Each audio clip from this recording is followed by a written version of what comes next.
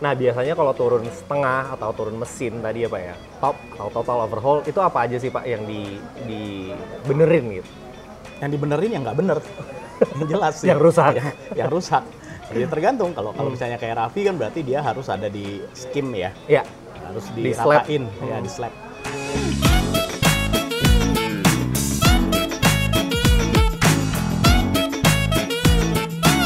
Halo Sobat Seva, welcome back di YouTube-nya Seva by Astra. Nah, di episode kali ini, seperti biasa, di balik mesin, gue selalu ditemenin sama dosen otomotif kita nih, ada Pak Dadi. Halo Pak Dadi. Halo. Sehat Pak? Alhamdulillah sehat. Sehat, Alhamdulillah. Seperti biasa nih Pak. Kita mau nanya-nanya sekaligus nyari ilmu nih sama Pak Dadi nih. Karena Pak Dadi kan udah kurang lebih 30 tahunan Pak ya, berkutat di dunia permesinan, permobilan gitu kan. Jadi kita mau nanya-nanya nih. Hari ini kita akan bahas seputar turun mesin nih Pak. Sebenarnya turun mesin karena kebetulan saya kemarin baru ngalamin. Cerita dulu dong. Oke. Jadi ceritanya gini. Begini ceritanya. Waktu itu kan mobil saya kebetulan kilometernya udah 200.000 gitu ya. Mobilnya juga udah nggak muda lagi kebetulan dan ngerasa awalnya tenaganya udah agak kurang jos gitu Pak. Kok mobil tenaganya agak kurang enak ya, padahal cc-nya lumayan Pak, 1800 cc gitu kan. Harusnya tuh torsinya juga lebih ada lah gitu kan. Nah, terus saya ngerasa beberapa waktu terakhir tenaganya hilang gitu kan. Ditambah mobil saya pernah overheat waktu itu. Overheat, lama-lama mesinnya ngebul Pak. Maksudnya knalpotnya ngebul. Knalpotnya ngebul, mesinnya berbet, udah akhirnya mutusin konsultasi ke bengkel, ternyata dari bengkel harus turun. Mobilnya harus turun mesin pada saat itu dan bonnya lumayan. Bon bengkelnya lumayan. Nah, makanya nih, supaya Sobat Seva nggak ngalamin kayak saya Pak, sampai harus servis besar itu gitu ya. Kita hari ini mau bahas ciri-ciri mobil itu perlu turun mesin, gimana pencegahannya, dan kalau misalkan turun mesin tuh apa aja sih yang dibenerin gitu ya, sama estimasi biayanya berapa. Kurang lebih kayak gitu Pak Dadi. Cerita dari di balik konten ini. Oke. Ya rasanya cerita mestinya Raffi kali ya. Takutnya ada faktor lain Pak yang saya nggak tahu. Ya, tapi turun mesin itu sebetulnya kalau kita bilang itu merekondisi mesin. Kecuali ya rusaknya itu misalnya udah parah, udah jebol atau segala macam, itu bukan rekondisi, ganti mesin. Ganti mesin. Ya, jadi bisa macam-macam sih, kayak kasusnya Raffi overheat gitu ya. Itu mungkin gua tanya dulu, itu setengah mesin turun setengah. Oke. Nah, ini yang turun mesin secara umum ada dua. Oke. Dibilang turun mesin setengah turun mesin itu sebetulnya kalau istilahnya itu head overhaul. Head overhaul. Top overhaul. Top overhaul, Ya. oke. Jadi sebetulnya yang diturun itu cuma headnya doang. Dimana di head atas. itu ada beberapa komponen juga Pak ya? Ya. Nah, atau turun mesin total. Turun mesin total ya masuk bloknya gitu ya. Itu kalau kasusnya Raffi kan overheat, terus kemudian ngebul. Iya. Ya, itu biasanya memang top overhaul. Ada juga pengalaman adik saya sendiri. Oke. Overheat tapi dia sampai macet tuh pistonnya karena dia nggak merhatiin indikator gitu kan. Nah, ini sampai macet ya akhirnya total overhaul. Total overhaul. Oke. Ya kenapanya kok dilakukan overhaul ya tadi merekondisi sih sebetulnya. Jadi kalau top overhaul itu biasanya karena overheat. Bisa juga karena oli bocor. Jadi biasanya oli yang merembes masuk ke ruang bakar itu impact-nya jadinya ngebul, ngebulnya ngebul putih. Ya, betul, ngebul putih. Kan? Itu karena olinya masuk ke ruang mesin, ruang bakar, kemudian terbakar. Oke. Nah, biasa ada dua ini ya. Kalau dia bocornya dari seal valve, itu hanya top overhaul. Oke. Tapi kalau ternyata dia ngebulnya karena si ring pistonnya udah aus, ya harus total overhaul. Oke. Atau ya sebab-sebab lain. Jadi bisa macam-macam sih. Oke. Nah, biasanya kalau turun setengah atau turun mesin tadi ya Pak ya, top atau total overhaul itu apa aja sih Pak yang dibenerin gitu? Yang dibenerin yang nggak bener. Yang jelas sih. Yang rusak. Yang rusak. Jadi tergantung, kalau misalnya kayak Raffi kan berarti dia harus ada di skim ya. Iya. Harus Di slap. diratain, ya di slap. Jadi diratain lagi tuh si headnya, habis itu ya tentu saja paling gantinya yang jelas sih yang harus ganti pada saat top overhaul atau bahkan juga pada total overhaul adalah gasket-gasket. Oke. Terutama yang paling penting adalah head gasket. Iya. Kemudian seal gasket juga biasanya diganti karena tanggung udah turun. Bener, ya. udah turun. Jadi Seal clap kemarin saya kena Seal clap. juga tuh Pak. Seal clap kena juga. ya tergantung nanti kalau ternyata top overhaul karena si valve-nya bengkok ya ganti valve-nya gitu kan.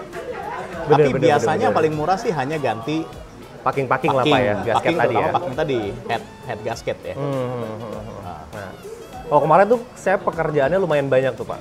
Dari mulai tadi ya, slap karena headnya melengkung Pak. Habis Oke. overhead headnya melengkung. Akhirnya sirkulasi air jadi nyebrang, jadi kebakar sama piston gitu, akhirnya ngebul putih.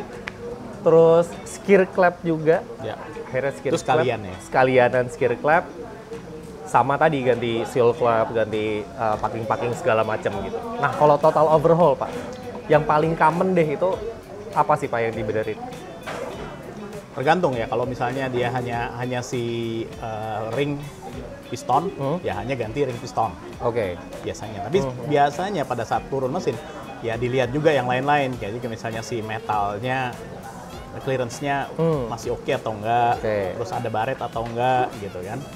Metal duduk, metal jalan Metal itu duduk, Pak metal ya? jalan. Nah, kalau hanya itu aja sih ringan sebetulnya. Tapi kalau kayak kasus adik saya yang udah macet tuh, itu ganti piston bahkan si rebore lagi tuh. Oh iya, di-boring ulang berarti ya? Ya, jadi dimakan dulu, Heeh. terus ganti sleeve, ganti dinding silinder, terus Karena udah baret di-rebore pasti ulang, udah Pak iya, ya, bener-bener. dinding Jadi silinder. ganti piston yang jelas.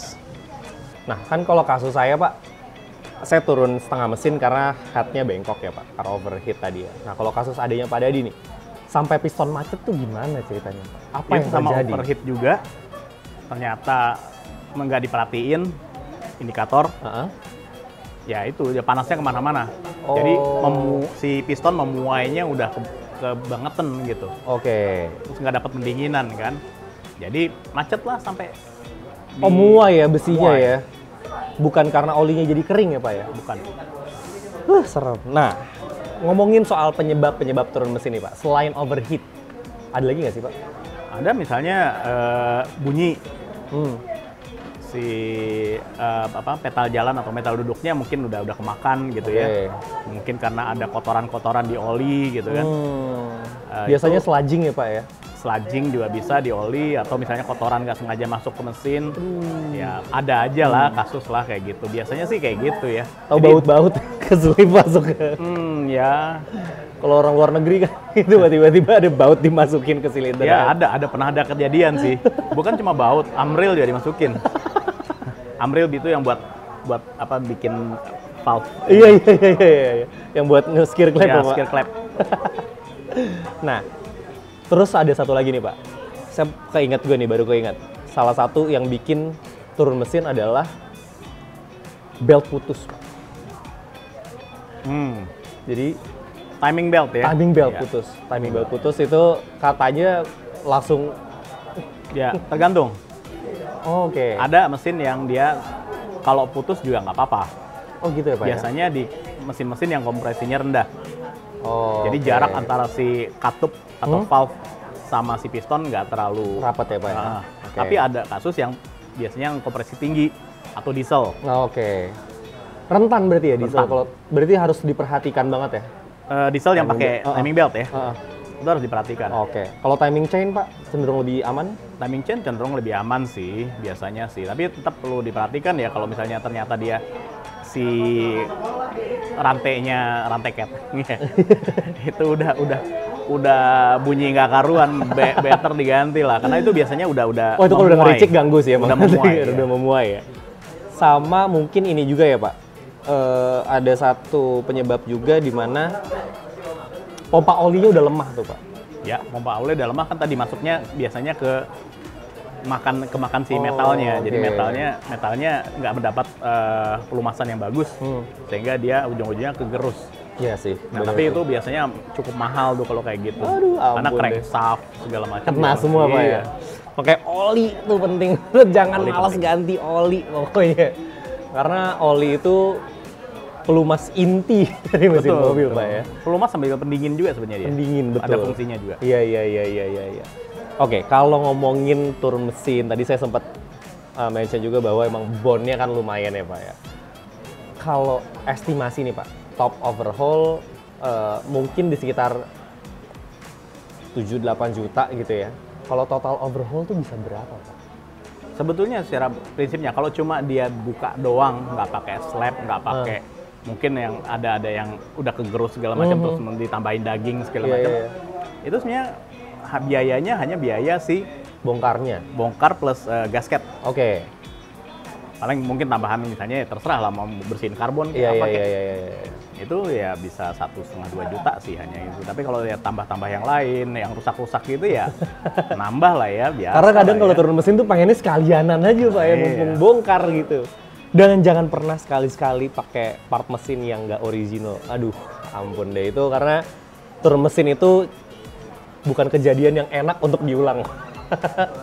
Ya, memang baiknya gitu ya. Jadi kita pastikan semuanya memang original atau memang kualitasnya bagus. Kualitasnya bagus. Aftermarket yang udah terpercaya juga oke lah gitu ya. Cuman kalau bisa sebisa mungkin original part number aja ya Pak. Timbang ngirit sekarang boros di nanti. Bener, karena turun mesin tuh pertama bongkar pasangnya tuh biayanya udah lumayan ya Pak ya. Udah lumayan mahal, makan waktu gitu ya. Dan ribet gitu. Jadi kalau misalkan udah turun, make sure semuanya tuh ya diremajakan lah yang kelihatan sama mata dan emang harus diremajakan gitu. Biayanya termasuk itu ya, termasuk nggak pakai mobil jadi pakai Bener, taksi. bener. Jadi biaya transportnya ganti lagi. Belum kalau keluar bengkel mobil ada baret-baret dikit karena Iya. pasti ada gitu ya kalau habis turun mesin. Karena komponennya kan lumayan heavy ya Pak ya. Jadi Tapi mungkin satu note juga buat semua teman Seva ya. Turun mesin itu bukan sesuatu yang kasarnya tuh kalau wah ini si mobilnya udah nggak perawan lagi katanya gitu. Tapi sebenarnya kalau saya sih selama bengkelnya bagus, biasanya bengkel resmi atau bengkel-bengkel yang memang Terpercaya ya, spesialis Pak. di sana, itu justru bisa jadi si kondisi mesinnya kalau repairnya bagus, dia akan lebih bagus ketimbang pabrikan malah. Oke, Kenapa? Karena kalau di pabrikan mereka kan produksi massal ya Pak. massal ya. Sementara kalau di bengkel pada saat turun mesin itu semua clearance diukur gitu. Bener. Barang-barang yang udah meragukan akan diganti, apalagi yang rusak. Jadi rekondisinya itu mungkin malah bisa lebih bagus daripada Lebih prima lah mobilnya ya, Pak karena ya. ngerjainnya juga pelan-pelan. Iya. Kerjanya pelan-pelan, terus yang mungkin karena bukan yang produksi massal jadi bisa cenderung lebih teliti ya Pak. Betul. Walaupun di pabrik juga Teliti. ada QC-nya, teliti gitu ya. Cuman mungkin kalau misalkan itu dan bisa kita awasin juga kan, kita juga bisa belajar juga gitu kan. Oh ini ada ini gitu. Aduh, turun mesin, turun mesin. Oh, terakhir nih Pak.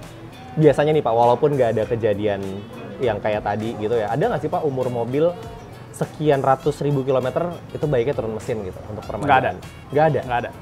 Selama mesin masih berfungsi dengan baik, performance-nya masih oke, nggak ngebul, nggak ada bunyi-bunyi dan lain-lain, rasanya sih sebenarnya perawatan Berkala berkala aja aja cukup ya. Jadi makanya tadi dibilang bahwa rekondisi karena sebetulnya ada simptom-simptomnya gitu, ada Iya, gejala-gejalanya iya, yang iya, keluar gitu. Tuh, Sobat Seva, hari ini kita dapat 3 SKS nih tentang turun mesin mobil. Gimana? Udah lumayan tercerahkan atau belum? Kalau misalkan belum, masih ada yang bingung-bingung, boleh taruh di kolom komentar ya Pak ya. Nanti kita akan bacakan pertanyaan ke expertnya langsung nih, ke Pak Dadi. Pak Dadi, thank you very much Thank you, atas thank you. ilmunya, Thank luar you, biasa sekali. Dan waktunya juga udah menyempatkan untuk berbagi ilmu nih sama kita semua. Mudah-mudahan berguna ya. Pasti Pak, buat saya tuh lumayan heavy soalnya nih topik kita hari ini nih turun mesin. Karena tadi gue udah turun mesin sekali, nggak mau yang kedua kali jadi harus nanya. Oke Sobat Seva, sekian dulu di Balik Mesin kali ini. Jangan lupa like, komen, dan share video ini ke teman-teman lu. Kalau belum subscribe YouTube-nya Seva by Astra, subscribe dulu dong. Jangan nyalakan lonceng notifikasi supaya lo nggak ketinggalan video-video baru kita. Follow juga nih semua sosial media kita yang detailsnya ada di description box di bawah. Kalau gitu, saya Raffi. Saya Dadi. See you on the next video. Bye. Bye.